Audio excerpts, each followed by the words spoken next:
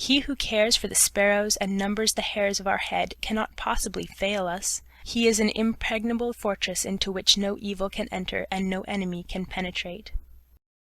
If the little children wants to be safe, it must run into the fortress of its mother's wings. A great many people stay outside of God's dwelling place because they feel themselves too unworthy and too weak to dare to go in. What would we think of the little chicken that would see the hawk coming, would hear the mother calling, and see her outspread wings, but would stand outside, trembling with fright, saying, "Oh, I am such a poor, weak, foolish, helpless little chicken that I am afraid I am not worthy to go under my mother's wings." If the mother hen could speak, I am sure she would say, "You poor, foolish little thing, it is just because you are weak and helpless and good for nothing that I want you under my wings. If you were a great, big, strong rooster able to take care of yourself, I would not want you at all." Need I make the application? But we must not only run into our dwelling place. The psalmist says, "I will abide in thy tabernacle forever. I will trust in the covert of thy wings." And we must do the same. This abiding in his tabernacle forever is, I am free to confess, something very hard.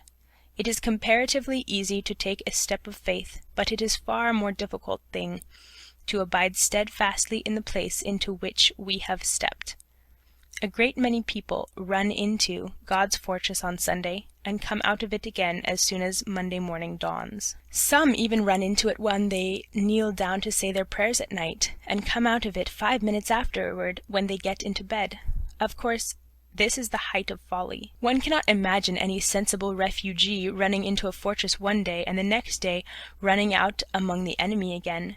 We should think such a person had suddenly lost all his senses. But is it not even more foolish when it comes to the soul?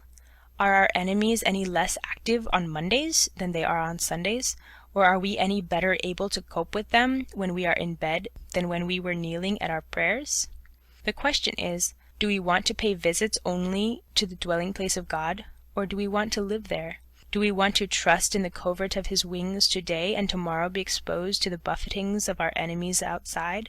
No one would deliberately choose the latter, but far too many drift into it.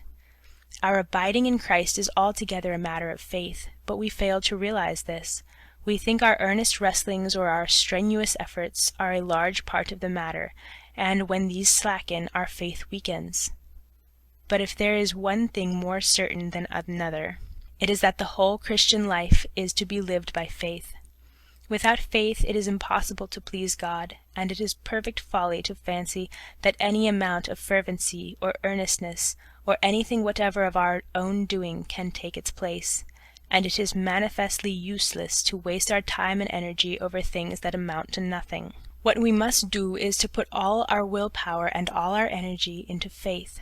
We must set our faces like a flint to move into the dwelling place of God, and to abide there steadfastly, let the temptations to doubt or discouragement be what they may. He that dwelleth in the secret place of the Most High shall abide under the shadow of the Almighty.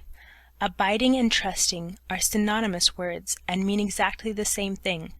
While I trust the Lord, I am abiding in him. If I trust him steadfastly, I am abiding in him steadfastly.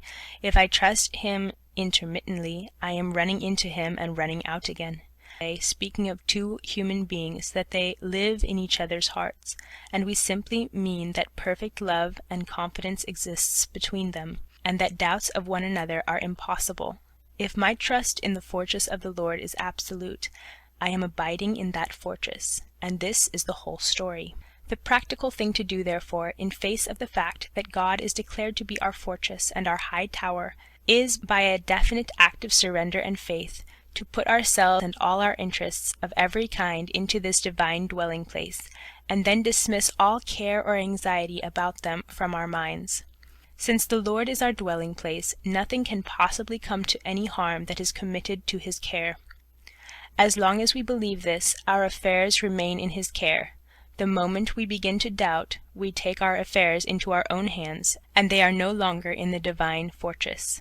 Things cannot be in two places at once. If they are in our own care, they cannot be in God's care, and if they are in God's care, they cannot be in our own.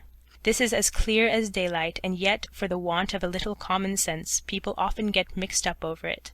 They put their affairs into God's fortress, and at the same time put them into their own fortresses as well, and then wonder why they are not taken care of. This is all folly. Either trust the Lord out and out, or else trust yourself out and out, but do not try to mix the two trusts, for they will not mix. It will help you practically if you will put your trust into words. Say definitely, God is my dwelling place, and I am going to abide in him forever. It is all settled. I am in this divine habitation, and I am safe here, and I am not going to move out again. You must meet all assaults of doubt and discouragement with the simple assertion that you are there, and that you know you will not be confounded. Let other people do as they may, but you must declare that you at any rate are going to abide in your divine dwelling place forever. And then, having taken this stand, you must utterly refuse to reconsider the matter. It is all settled, and there is nothing more to be said about it.